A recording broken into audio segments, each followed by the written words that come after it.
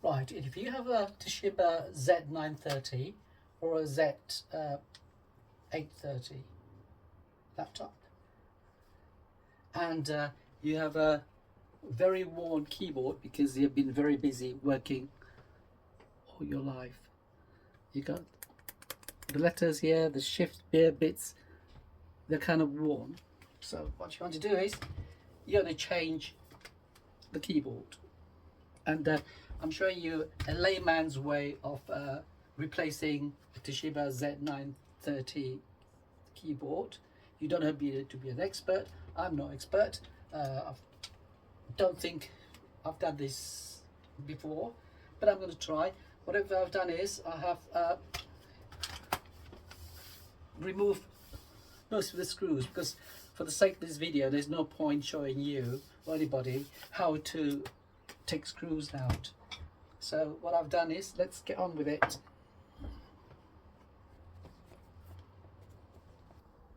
Right, I have removed all the screws. As you can see, there are hold on a minute, you've got loads of screws here, millions of it. The middle one needs a specialty screwdriver, which you will find, but if you're interested you find it somewhere. Okay, now remove all the screws except for this one, so just take this one off. Here you go, one. And then to remove the cover, you see there are two sockets here for the microphone and speaker. So this will be the hinge part, so you have to do it like this. Lift it up here.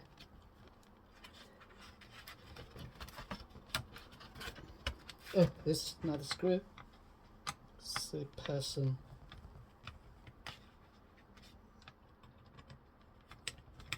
Okay, so that's screw removed. You could lift it up here, and that slides out. Okay, let's put this away. To get to the keyboard on the other side, you need to remove the battery first, and there are 6, 1, 2, 3, 4. This battery screws are very easy to identify. They're kind of silvery. So 1, 2, 6 of them. 2.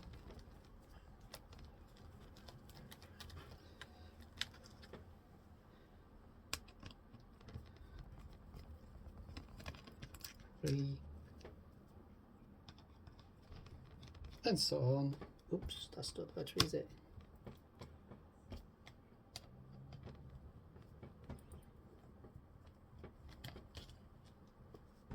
That's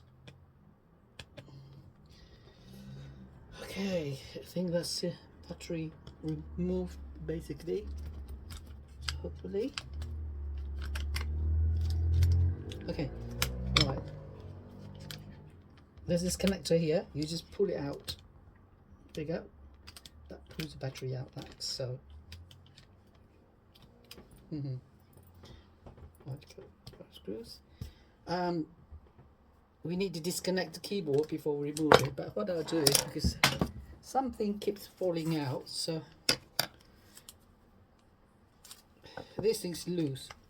I don't want it to keep falling out, so I just tape it down a bit, and also just hold it together so it doesn't dangle everywhere. If you get my drift. So let's do this. Now, the two connectors to the keyboard are here. So you slide anything underneath it, pull it out, and the other one the same. Slide it in, and then pull it out. There you go. No, that's done.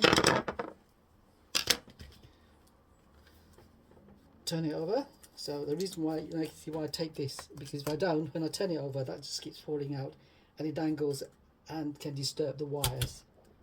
Right, let's turn it over. Now open it.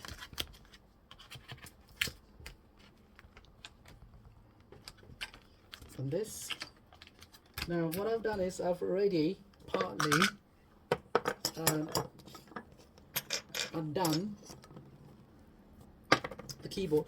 It's stuck down. It's very difficult to well, not very, it's quite difficult to remove. So what you need to do is, we need to get any tool that's sharp enough, prise it in. You need to make sure that you prise it correctly so you can get, and then you twist it. Yeah.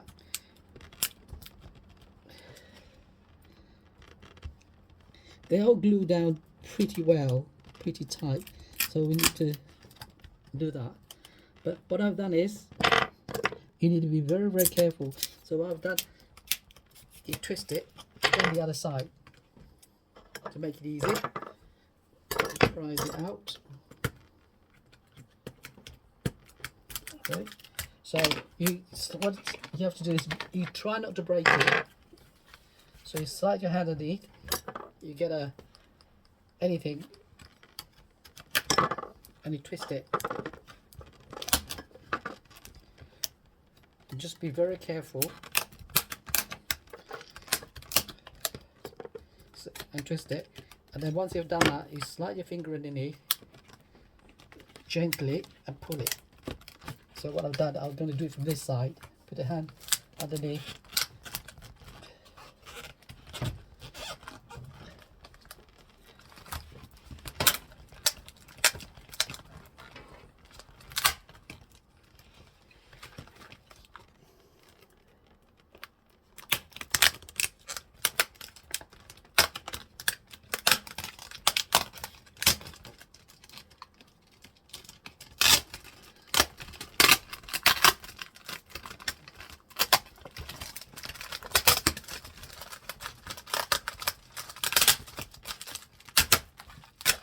Okay, so that's done that. So normally when it comes out, it should have come out with that in one piece. I would rather not take this out, but that's fine. That comes down. It should glue back down together. And what we do is, now the keyboard's out. Nice and neat. So we put the replacement keyboard. Now I've got a replacement keyboard here. It's stuck down, so I've stuck it down with, I've prepared a double-sided tape. You can get very, very thin double-sided glue tape, which are just, all the tape's already there, the glue's there, so I just prepared it earlier. Here's a new keyboard. Okay, let's just throw this away.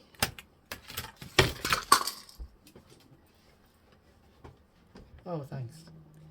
Right. And with all the backing of the tape removed, you align this keyboard neatly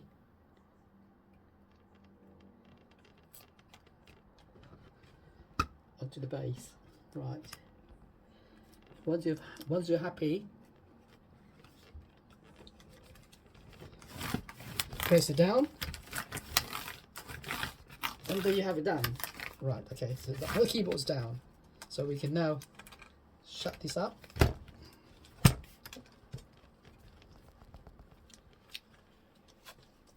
Turn it over. Never mind, that comes off. Not to worry about that anymore. Okay,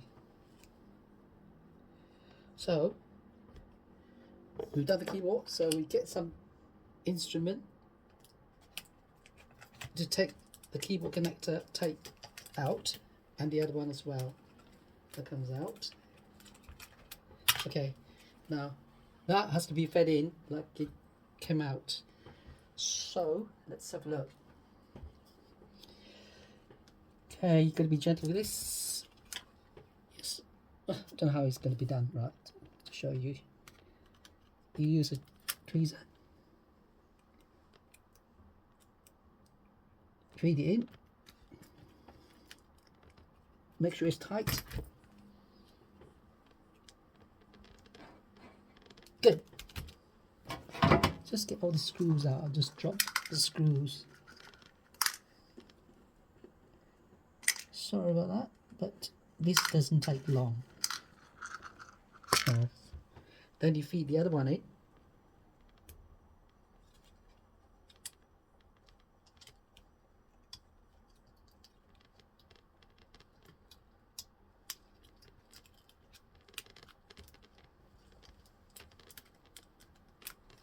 It's quite fiddly, but you get there.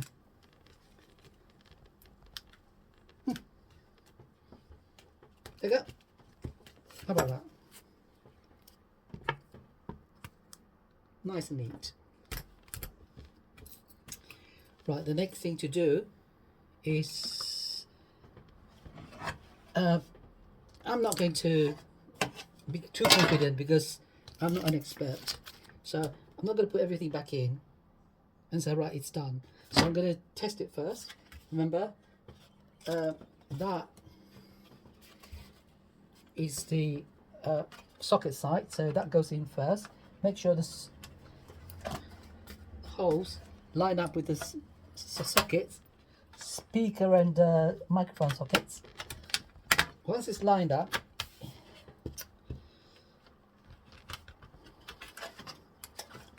get rid of this.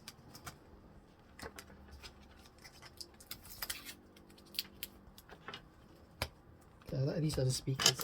The speaker and the microphone and fits it.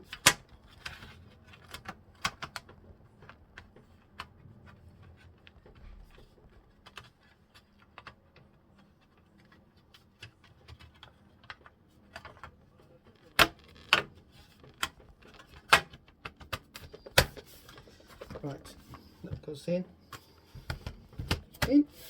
So before we get excited and start putting all the screws back and find it's not working, the best thing to do is just do this first, plug it in, get rid of that, switch it on. The battery can wait.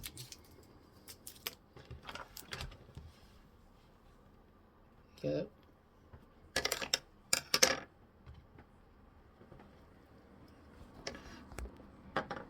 Seems to be working.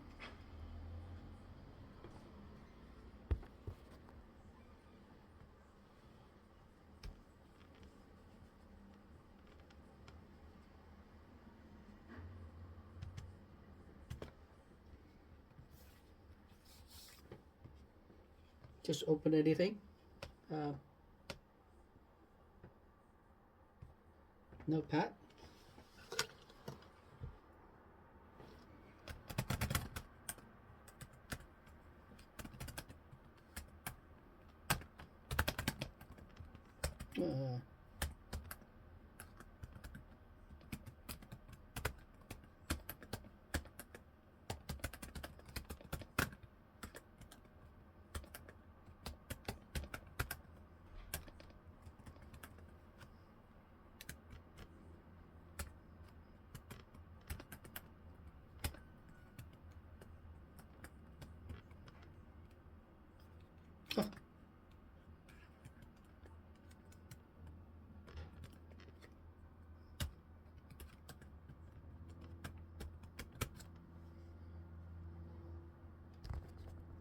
There you have it.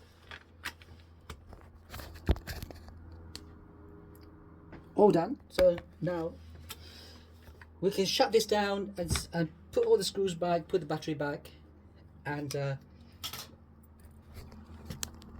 when it comes to your turn, enjoy.